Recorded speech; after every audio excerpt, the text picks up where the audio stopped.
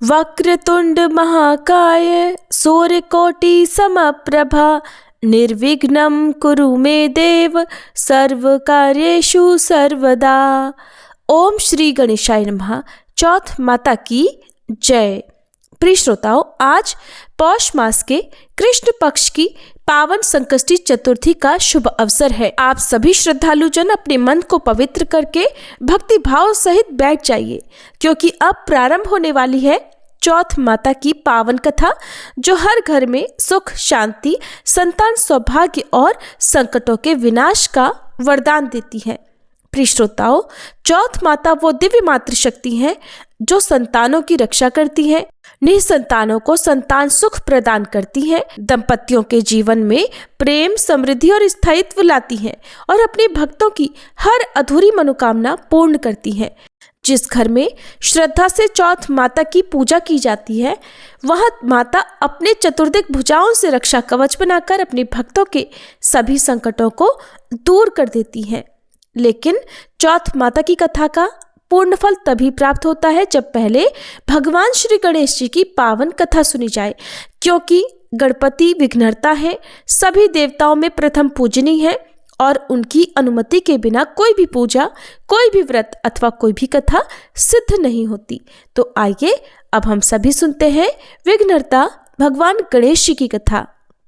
अमर सुहाग और पीहर देने वाली गणेश भगवान की कहानी।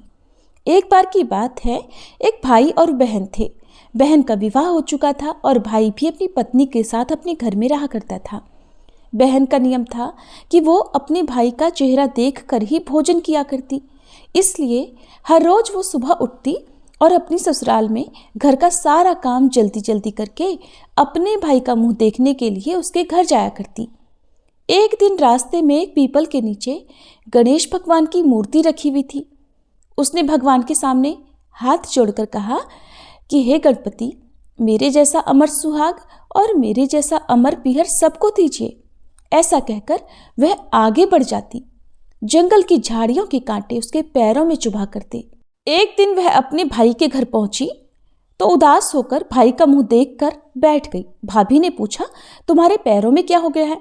ये सुनकर उसने भाभी को जवाब दिया कि भाभी, रास्ते में जंगल की झाड़ियों के गिरे हुए कांटे मेरे पाँव में चुभ गए हैं। सुनकर लड़की की भाभी ने अपने पति से कहा कि सुनिए, आपकी बहन जब आती हैं तो रास्ते में झाड़ियों के गिरे हुए कांटे उनके पाँव में चुभ जाते हैं, आप रास्ते को साफ करवा दो।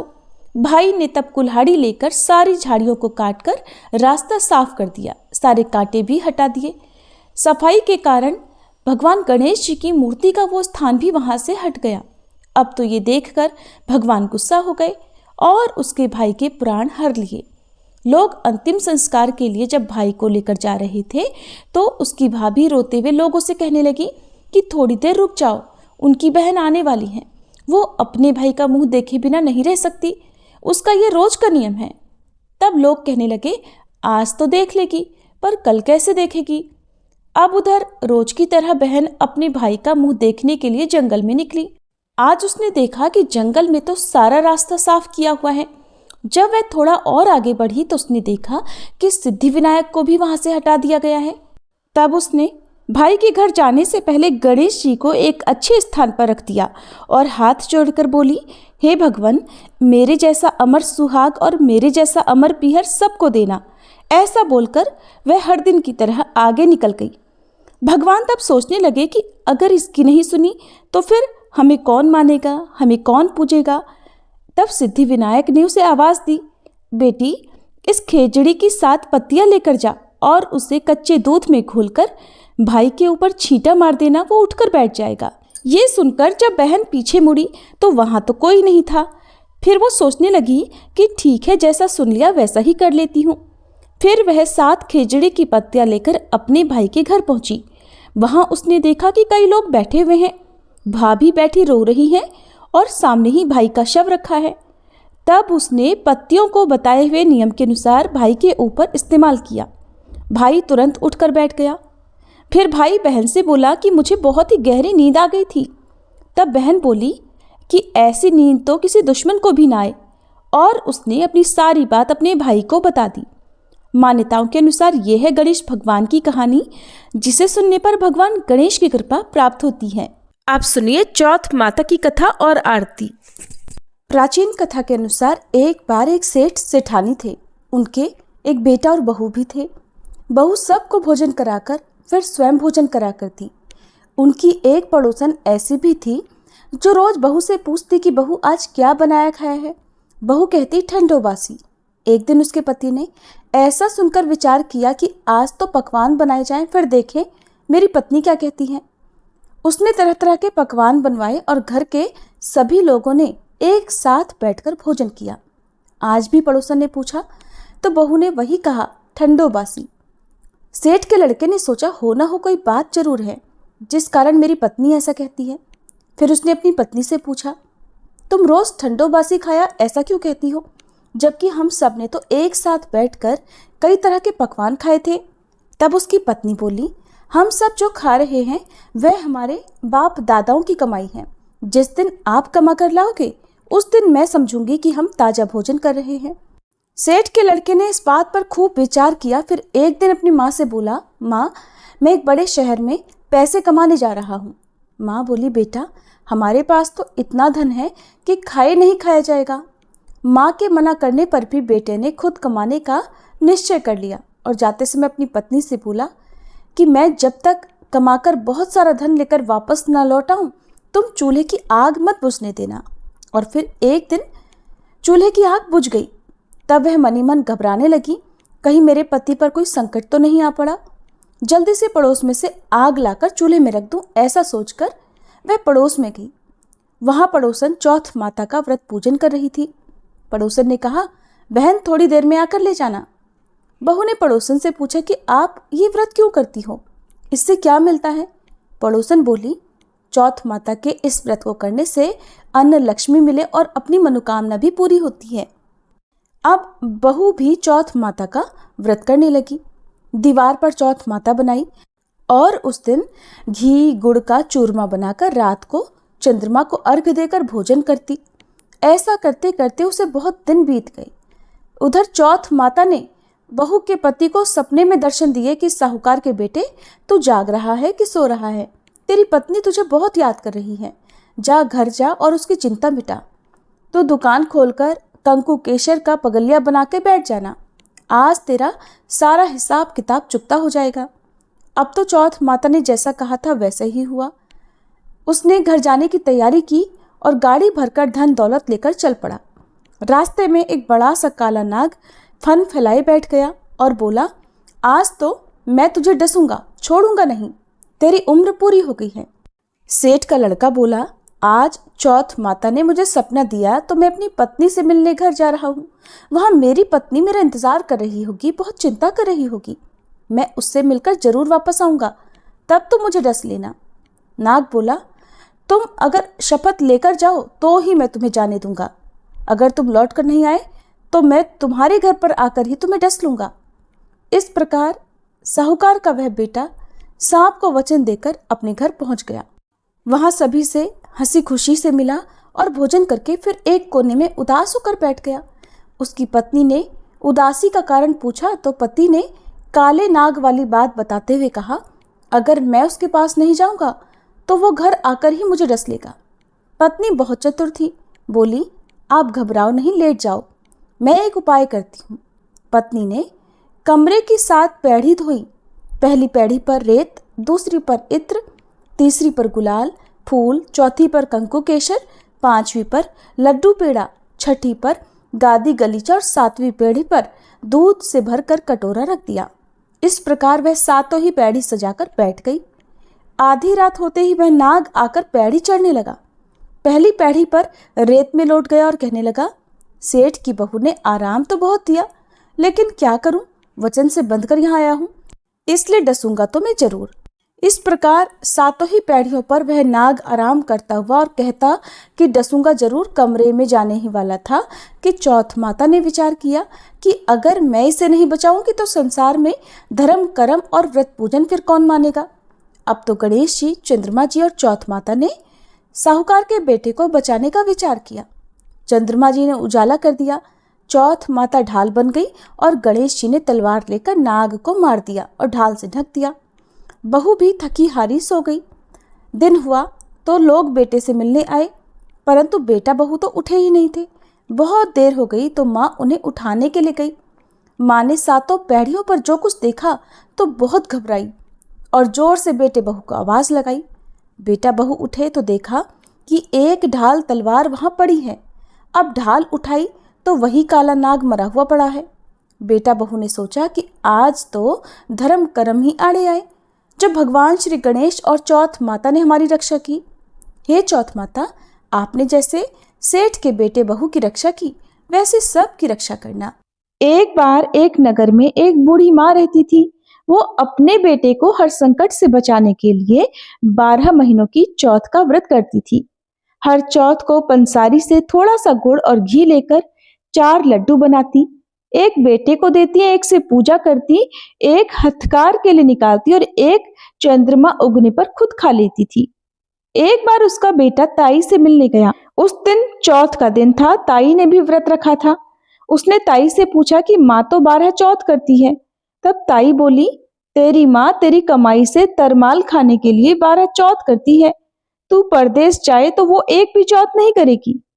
लड़के को लगा ताई सच कह रही है। घर आकर उसने अपनी माँ से कहा, माँ मैं परदेश जा रहा हूँ, यहाँ तू मेरी कमाई खाने पीने में ही उड़ा देती है। माँ ने समझाकर रोकना चाहा, पर बेटा नहीं माना। माँ ने उसे साथ ले जाने के लिए चौथ माता के आंखें दिए और कहा, मुसीबत में ये आंखें तेरी सहायता करेंगे। तब वह बेटा आंखें लेकर रवाना हो गया। घूमते हुए एक दूसरे नगर में जा पहुंचा। उसने देखा एक बूढ़ी माँ रोती जा रही थी और पुआ बनाते जा रही थी। उसने कारण पूछा तो बूढ़ी माँ ने कहा, बेटा इस नगर की पहाड़ी पर एक दैत्य रहता है।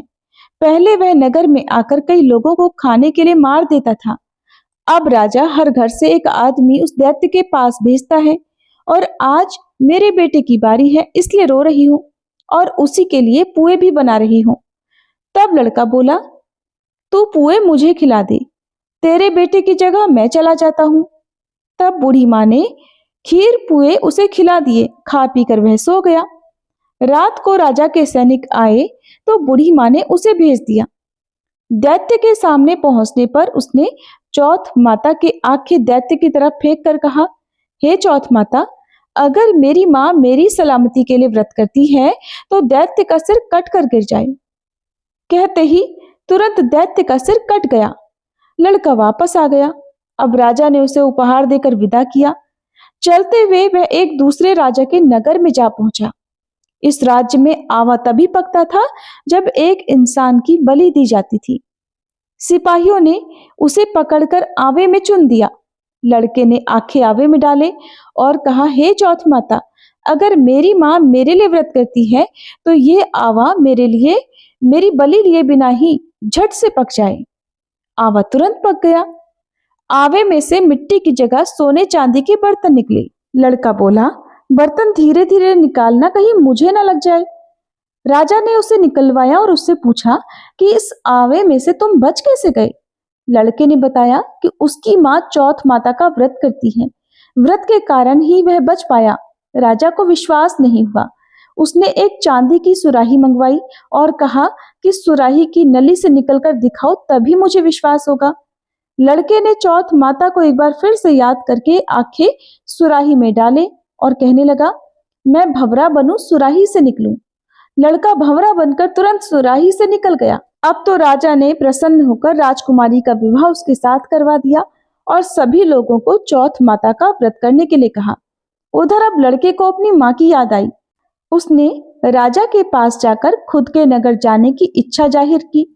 राजा ने रथ, घोड़े, हाथी और खूब सारा दान दहेज देकर उन्हें विदा कर दिया। चौथ के दिन वह लड़का अपने नगर पहुंचा। वह अकेला पंसारी के यहाँ माँ का इंतजार करने लगा। सोचा चौथ है तो माँ यहाँ जरूर आएगी। थोड़ी ही देर बाद लकड़ी टेकती हुई उसकी माँ उसे आते हुए दिखाई दी। बेटा माँ के चरणों में गिर पड़ा। कहने लगा, माँ मैं तेरा बेटा हूँ, मुझे माफ कर दो। माँ ने उसे उठाकर गले लगा लिया। अब तो लोग चौथ माता की जय जयकार करने लगे। उस नगर के अब सभी लोग चौथ माता का व्रत करने लगे। हे चौथ माता, जैसे बूढ़ी माँ और उसके बेटे की सहायता आपने की, वैसे ही हम सब की भी करना। कहानी कहने और सुनने वाले पर भी कृपा करना। प्रेम से बोलो चौथ माता की जय। अब सुनिए चौथ माता की आरती। ओम जय श्री चौथ मैया, बोलो जय श्री चौथ मैया। सच्चे मन से सुमिरे, सच्चे मन से सुमिरे, सब दुख दूर भया। ओम जय श्री चौथ मैया। ऊंचे पर्वत मंदिर शोभा अति भारी, मैया शोभा अति भारी। देखत रूप मनोहर, देखत रूप मनोहर, असुरन भयकारी। ओम जय श्री चौथ मैया। महासिंगार सुहावन, ऊपर छतर फिरे, मैया ऊपर छतर फिरे। सिंह की सवारी सोहे, सिंह की सवारी सोहे, कर में खड्ग धरे। ओम जय श्री चौथ मैया। बाजत नौबत द्वारे, अरु मृदंग डमरू, मैया अरु मृदंग डमरू। 64 जोगनी नाचत, 64 जोगनी नाचत, नृत्य करे भैरू। ओम जय श्री चौथ मैया। बड़े बड़े बलशाली तेरा ध्यान धरे, मैया तेरा ध्यान धरे। ऋषि मुनि नर देवा, ऋषि मुनि नर देवा, चरणों में आन पड़े। ओम जय श्री चौथ मैया। चौथ माता की आरती जो कोई सुहागन गावे, मैया जो कोई सुहागन गावे। बढ़त सुहाग की लाली, बढ़त सुहाग की लाली, सुख संपत्ति पावे। ओम जय श्री चौथ मैया। ओम जय श्री चौथ मैया, बोलो जय श्री चौथ मैया। सच्चे मन से सुमिरे, सच्चे मन से सुमिरे, सब दुख दूर भया। ओम जय श्री चौथ मैया।